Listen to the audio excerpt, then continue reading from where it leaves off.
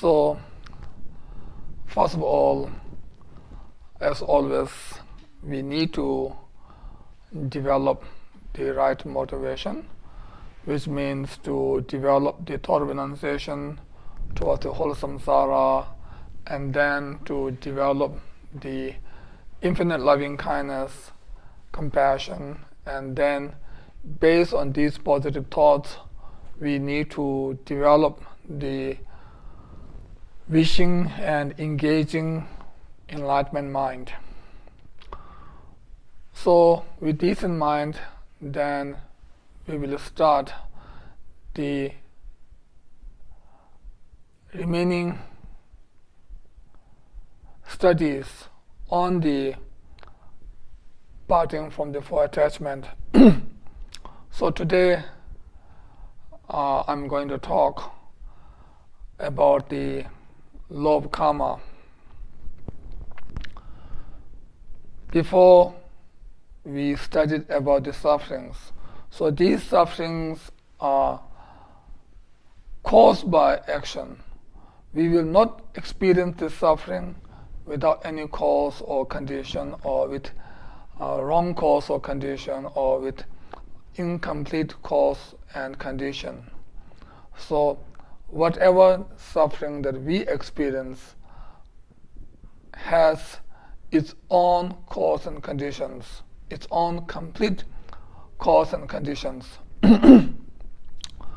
So if we need to remove the suffering, first we need to remove the cause of suffering. For example, if we need to remove a poisonous tree just by cutting branches or tree trunk, it may not help us to remove this tree completely. So first we need to eradicate the root of the poisonous tree. If we eradicate and eliminate, then it is gone forever. This tree won't be there again. So similarly, if we need to remove the suffering forever or completely, then we really need to remove or eliminate the root of the suffering or the cause of suffering. So what are the cause of suffering? The cause of sufferings are negative actions. Negative action means action that is motivated by the three poisonous thought, or action that is motivated by the afflictive emotions. So such actions are called the negative actions, and these negative actions can cause us to experience the sufferings. So therefore it is important to know the cause and effect of negative and also the cause and effect of positive. So first I will try to speak about the cause and effect in general. Generally speaking, every result has its own cause and condition. We Buddhists believe that all these visions, all these mountains, forests, and other external visions, non-human visions, or non-sentient being visions, are all caused by our collective karma. Then our individual feelings or sufferings, all these are caused by our own individual karmas. So once we have done the karma, then definitely this karma will ripen on us. If we did something, then this karma will not ripen on others' mind or on others' aggregate or on others' body. It can only ripen on ourselves. For example, if we plant a rice seed, then after a while, if it grows, then it can only grow rice. By planting a rice seed, it is impossible to grow other grains. So similarly, whatever action that we do can only ripen on ourselves. It won't ripen on others. Others mean it won't ripen on other beings, or it won't ripen on inanimate objects. In the sutra, it says the action will not ripen on earth or stone, etc. So Buddha himself said like this. And not only because Buddha said it like this, in reality, we can also see, or we can also understand, that the action that we have done can only ripen on ourselves and not on others. So this cause and effect, this law of karma, is fair to everybody without any discrimination. Whether you are rich or poor, whether you are powerful or not, whether you are famous or not, whether you are holding a high title or not, it does not matter. Whoever does the action will have to experience the result of its own action. For example, like myself, at the moment, in this life, I'm holding a high title in the Buddhist community, especially in the Sakya community or in the Sakya tradition. I'm holding a high title.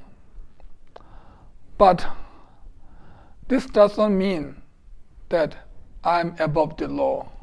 I'm above the law of karma. No matter how high title that I hold, still I need to respect the law of karma. I need to be under the law of karma. So if I did very bad action, then definitely I need to experience the suffering that is caused by my own negative actions or bad karma. And if very poor person, a very ordinary person who has no title, no fame, no wealth, if a poor person does good actions, then this person will also get the good results. So because I'm holding a high title, whatever I do, I won't get any bad result. It's not right. It won't work like this. So even though I hold high title, if I do wrong things, then definitely I will get the bad results. At the moment, although I'm holding a high title, it does not mean I'm a perfect being or I'm a excellent being. So still, I do have lots of faults, lots of negative, lots of afflictive emotions. So therefore, I do make mistake. And when I make mistake, I need to experience the suffering because it's my own karma. So I need to experience the result of my own karma. And like poor person, even though that poor person has no support or followers or title or fame, etc. But whatever positive action that this person does, because of that, this person will definitely gain good result. So this is the beauty of law of karma, because law of karma, or the cause and effect, is fair to everybody. It has same law, or it has a very fair and effective law to all the beings without any discrimination, without any exception. So, because we have this law of karma, then we must try to remember that there is this law called law of karma, and we always try to remember and try to obey, try to follow the right way of law of karma, which means we should first know what is to be adopted and what is to be abandoned, and then according to our own understanding, or according to the law, we should try to do the virtuous deeds which we need to adopt as much as possible, and we need to abandon the negative action, or we should not do negative actions as much as possible. So this law is fair to everyone.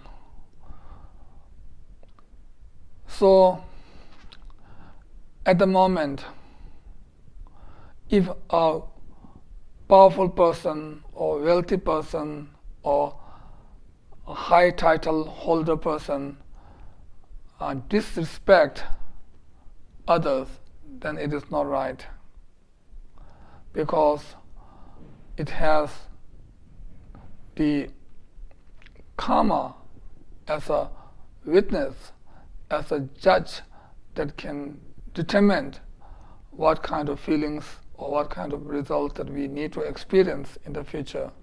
So I myself and others, we all are same in this law of karma. Nobody is superior than each other or than others. We all are same.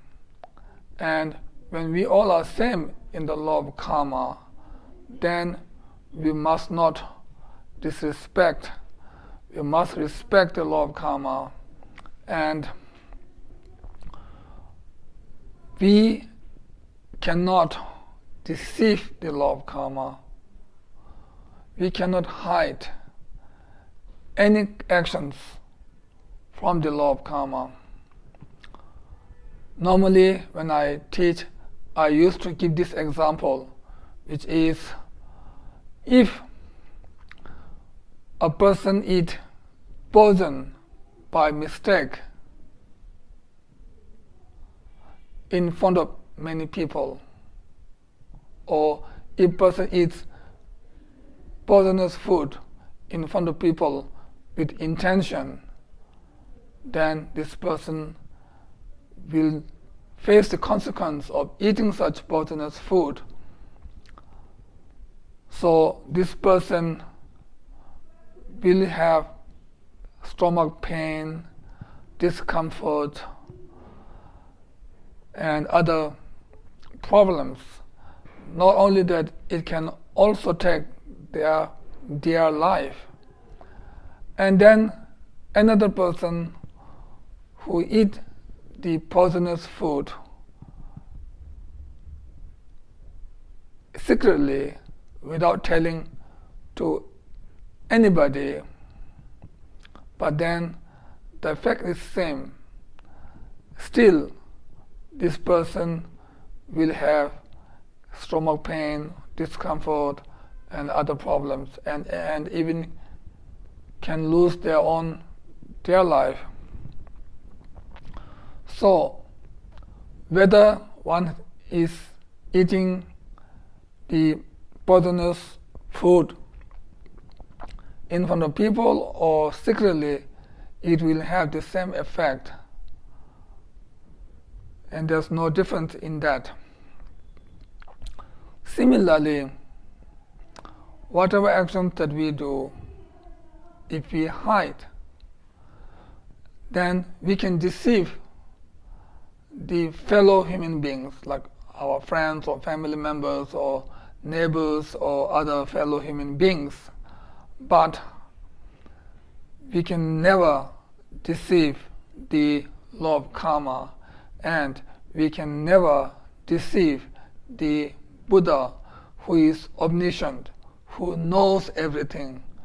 There's no way for us, an ordinary person, to hide from the law of karma or from the omniscient Buddha. So therefore,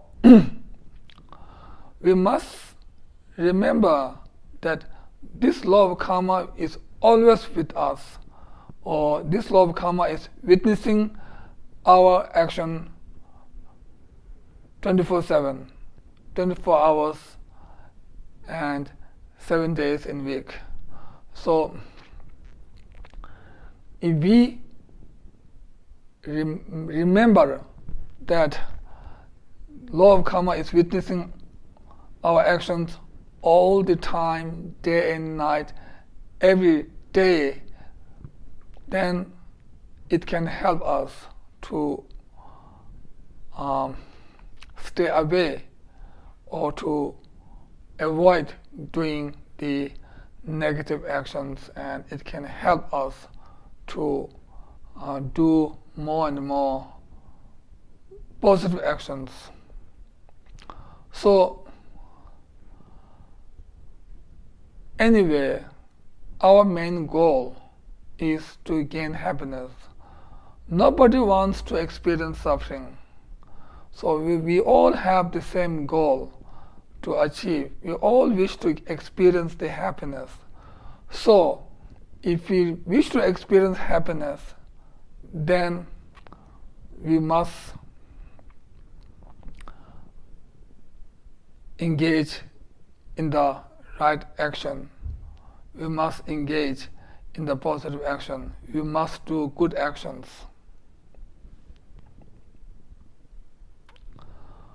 For example,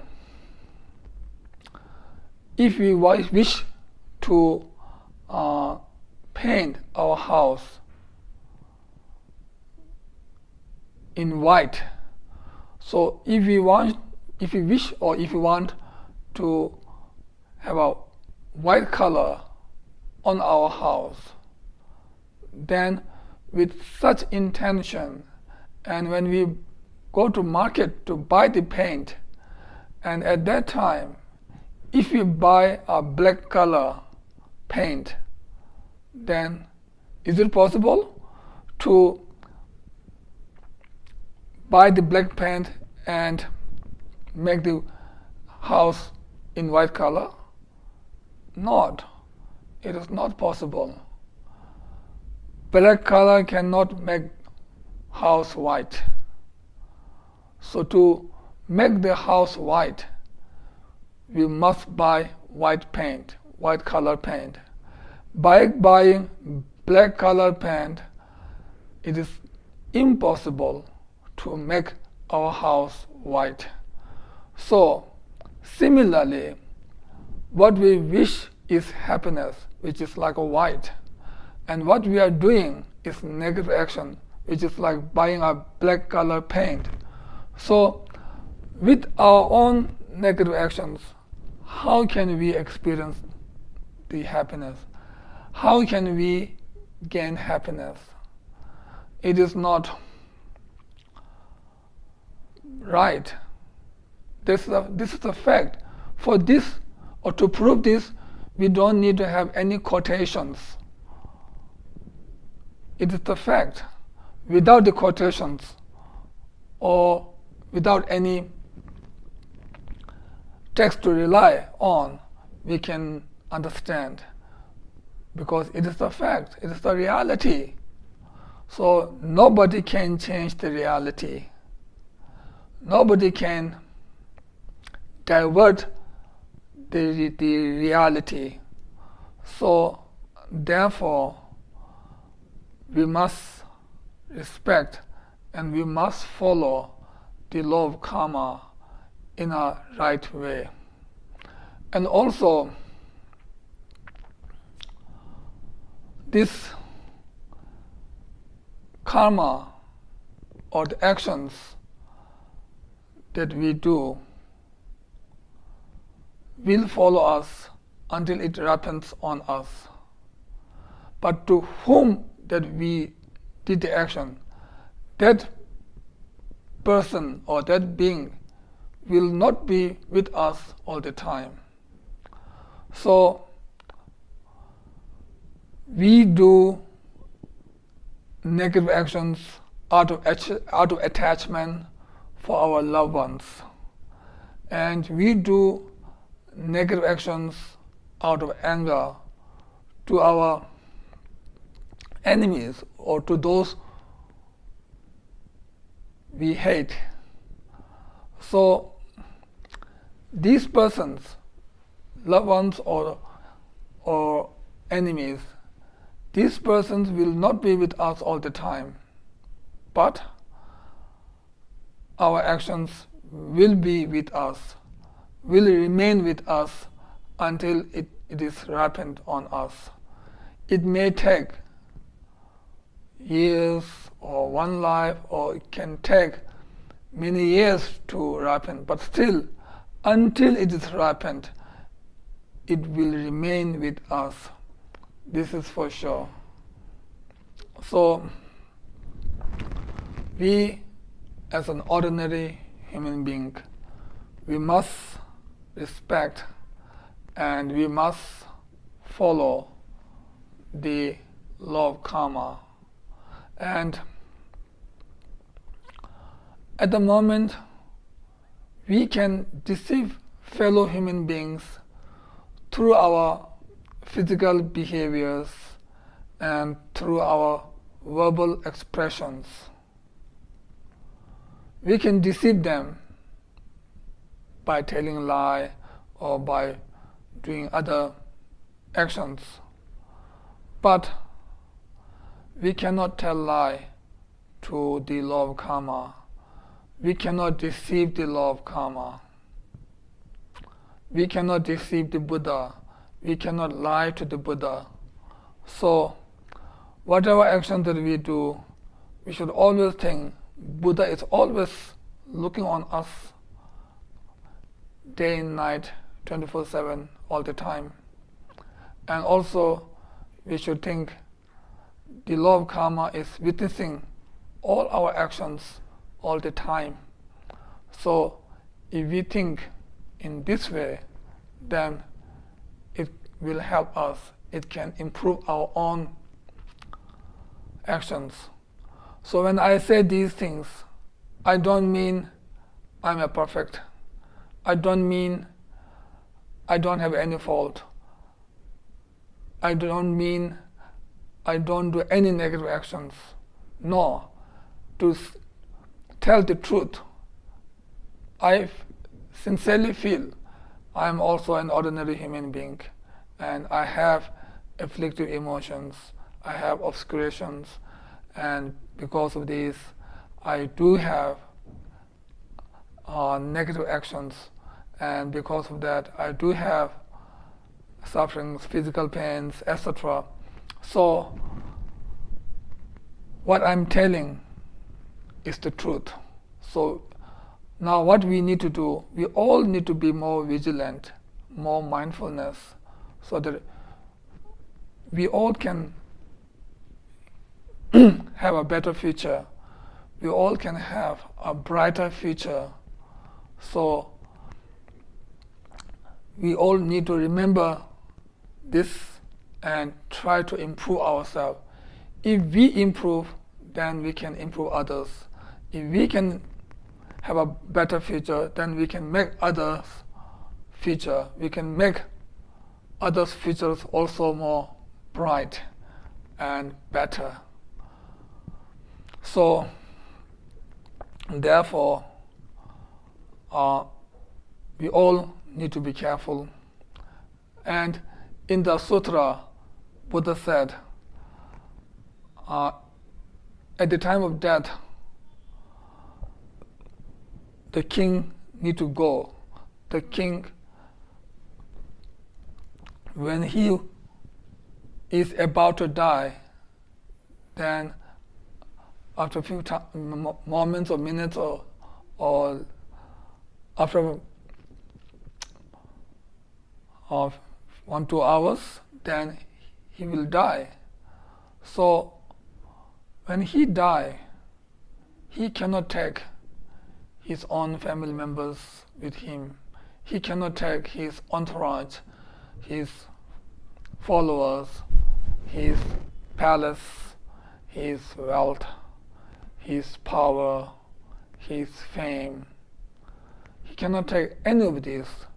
Not only that, he also cannot take his own body, which is with him from the day he was conceived in the mother's womb, or from the mother's womb until he died. But this body that has been associating with him all the time, that body cannot go with him, or he cannot bring his own body with him. This body will dispose in one way or another, but the actions that he do will follow, just like the shadow follows the body. Our own shadow follows our own body. Just like this, it will follow. So this is important to know. And generally speaking, Lord Buddha gave enormous amount of precious and profound teachings to the followers according to the different mentalities and propensities. But we can say all these teachings are based on law of karma. It is based on law of karma, and this law of karma is based on the 3 times or rebirth. When we say law of karma, we are not talking about the law of karma of this present life alone. This law of karma is linked with past life and future lives. For example, because of our past life action, we gain this precious human life, and also we experience other feelings that are caused by our past life's action. And whatever actions that we do in this life may not ripen in this very lifetime. Some can ripen in the next life or after a few lifetimes. So the action or the karma is linked with past life and future life. So we can say this action or the law of karma is based on rebirth or the 3 lifetimes, or past, future, and present lives. So therefore, we must know this, we must remember this. The more we remember this, the more careful we can be when we act, when we do actions, when we do karmas. So there are different karmas, and there are many ways to combine them But one of the most popular way to combine all the actions is non-virtues, virtues, and indifferent deeds or neutral deeds. We can combine into these three causes, or these three actions, or these three karmas. So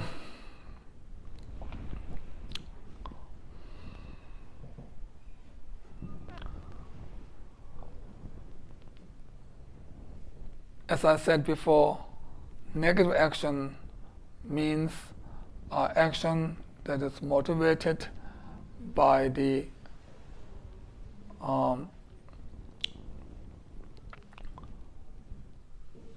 three poisonous thought or afflictive emotions. So, for example,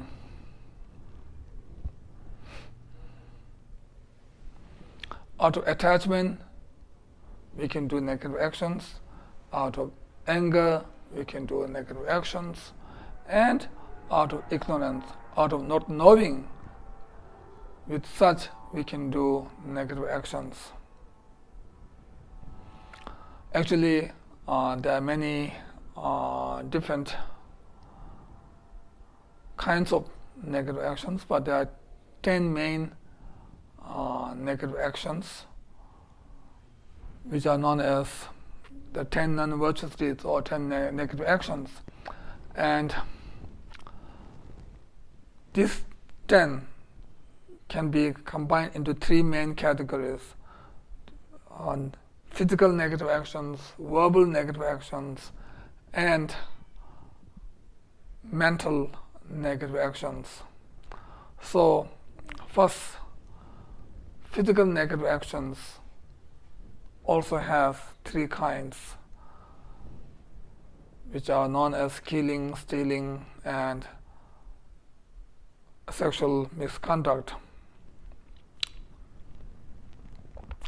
So, killing,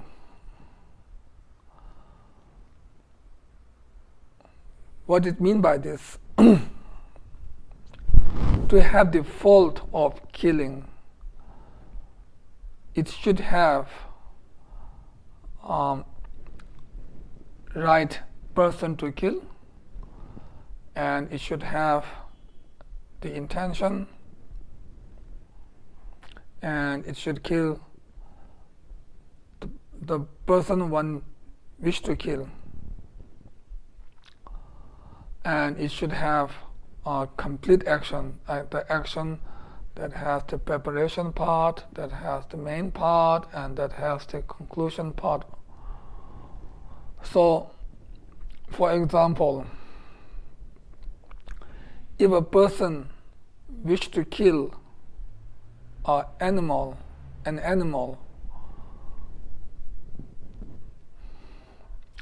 for example, if a person wishes to kill this particular white color animal, and with such intention, when they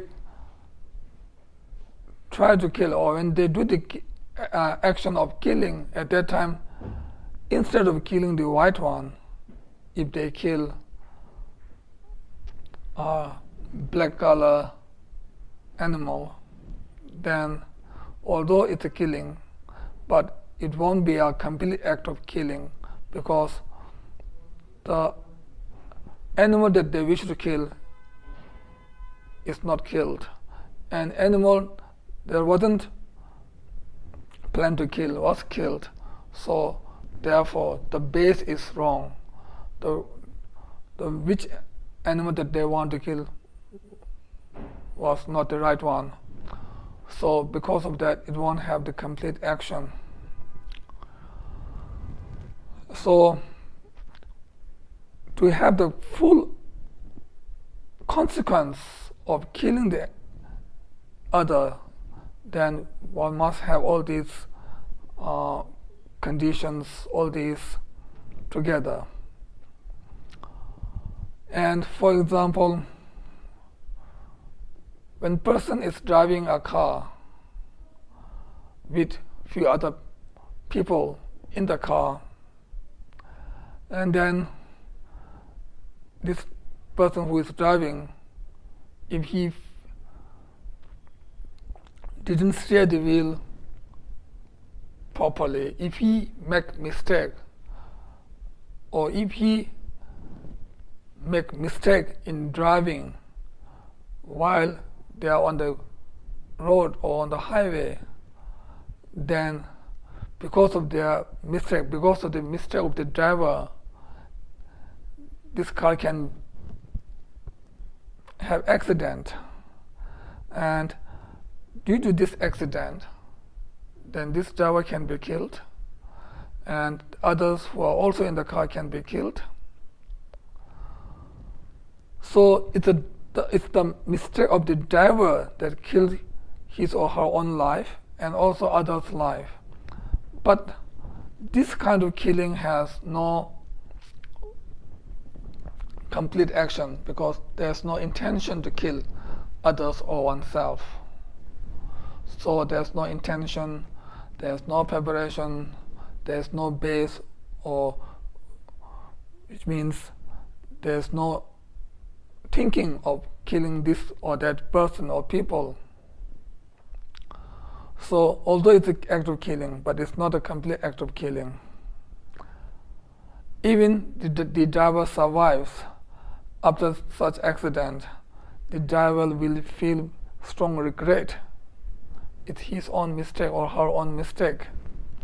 So if driver survives and have regret, then this action does not have the conclusion part. So preparation part means wish to kill and prepare of killing, and not only that, like beating or piercing the body, other body, and things like that are all part of preparation. So actual act of killing means the moment this person die, the moment this person mind is separated from his or her own body, is the moment that is known as the main part of the killing or actual part of the killing. Until that, all the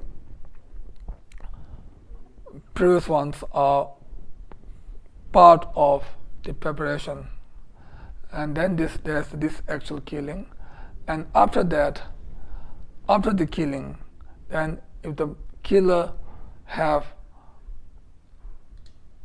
rejoiced or if killer feels happy, then that is the conclusion part. So if one has all these, then it's a complete act of killing, and this killing is a very serious negative action. And to have a serious negative action, it is not necessary to kill by oneself.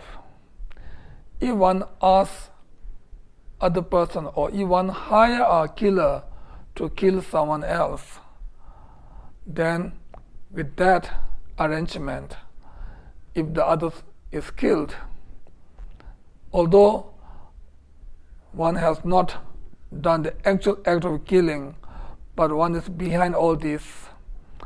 So one is the one that arranged the killer, and one has asked this killer to kill, and after killing, one feels happy, joy, and rejoice.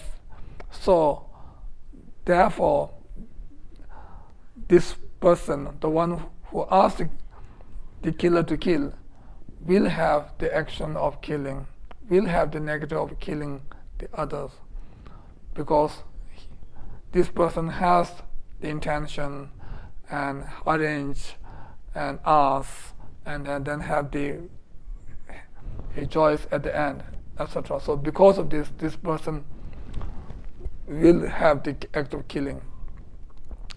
And also sometimes one has not killed, or one has not asked others to kill, but just someone has killed other. At that time, if one really appreciate, if one really rejoice, just by rejoicing also, one will have a severe consequence. So normally, when we do confession of negative actions, we say the negative action that is done by ourselves, or negative actions that we ask others to do, or negative actions that we rejoice in others. So all these are considered as negative actions. And then also, on the act of killing, the abortion nowadays in this world, there are so many abortions, which is very pity. All these abortions are also the act of killing. And who has the fault of killing? Not only the doctors that are doing it, but as I said before,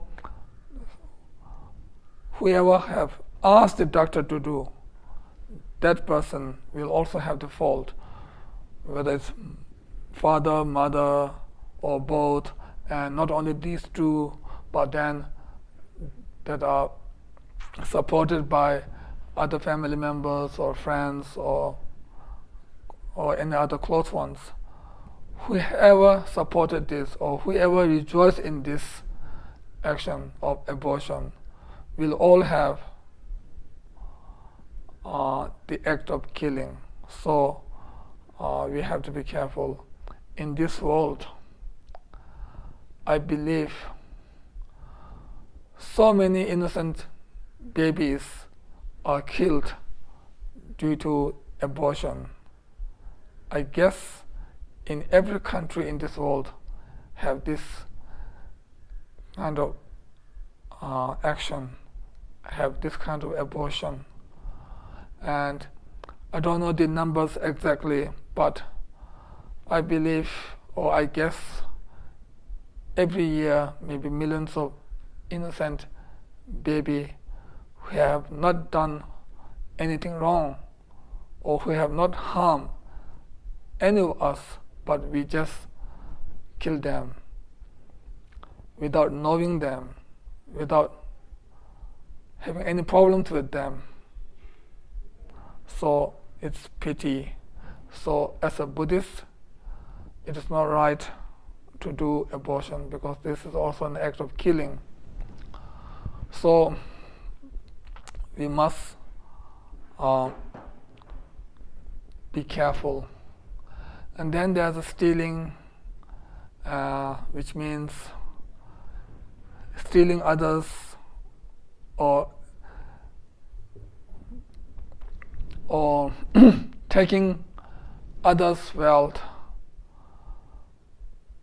without telling them, taking others' wealth secretly or through deception or through black magic or through telling lie, etc.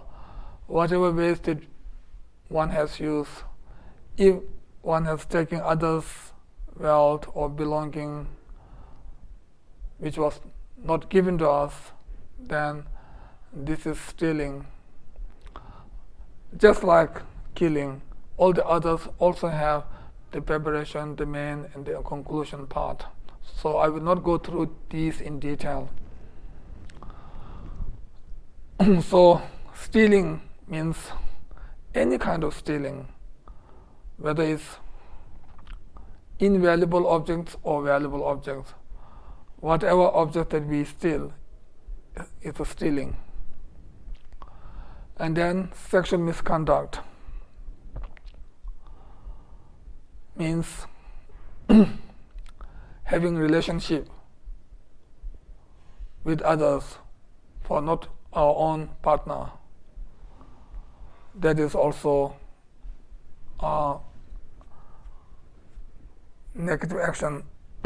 Actually, this sexual misconduct is one of the main cause or one of the main reasons that can create problems in this world. So many families, or we can say like countless families or beings are suffering nowadays because of this sexual misconduct. Not only in this country or that country, but in every country. I guess in every country there's this problem of sexual misconduct, which cause many sleepless nights for others or for other family members, which cause many mental sufferings for others. So this is one of the major problem of this world. So ideally speaking, we should not act in the sexual misconduct. And then there are 4 verbal negative actions, like lying, schism, harsh words, and idle gossips. And then also there are 3 mental negative actions known as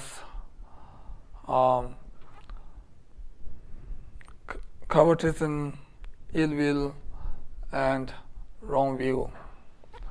So because of the lack of time, I won't go through these in details, and I think all of you or many of you already knows about these 10 non-virtuous deeds and their results, and also 10 virtuous deeds, which means opposite of these 10 non-virtuous deeds, and also their results are also the opposite of non-virtuous deeds result.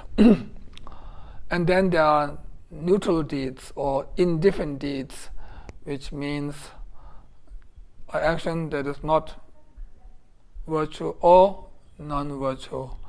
It's in between. It's a neutral. For example, generally, like walking, going, sleeping, eating, these actions are not virtue or not non-virtue, but these actions can convert into virtues through right intention or motivation, and it can also convert into negative through wrong intention. For example, when we eat food, at that time, if we think we want to eat this food so that we can sustain our life and we can have more time or more years to practice Dharma. So with such intention, if we eat the food, then the action of eating can convert into virtuous deeds. And also there are other ways to convert this into virtuous deeds according to the Paramitayana tradition and also according to the Vajrayana tradition. Not only on act of eating, but also other neutral deeds can be converted through these teachings or through these methods which are mentioned in the Paramitayana and the Vajrayana teachings. So therefore the action or the karma is very important. So in short, the second line of departing from the 4 attachment is, if we have attachment to the cyclic existence or to the samsara, then we don't have the thought of renunciation. So this samsara is full of suffering. It's in the nature of suffering. the great Sakya Pandita, in his teaching on departing from the four attachment, says,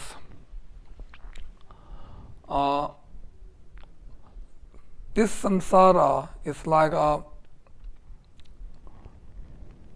poisonous food, a tasty and delicious poisonous food. So it means temporarily it seems like happy and good, but in the long term it is causing us more and more suffering. So when one takes the tasty poisonous food, when one eats, then at that time one feels happy because it is so tasty, it is so delicious. So when it is in one's mouth, at that time it feels happy. It gives one's joy. But the food will not remain in the mouth for a long time. It is only for few seconds or so. So only during that time it can make them happy.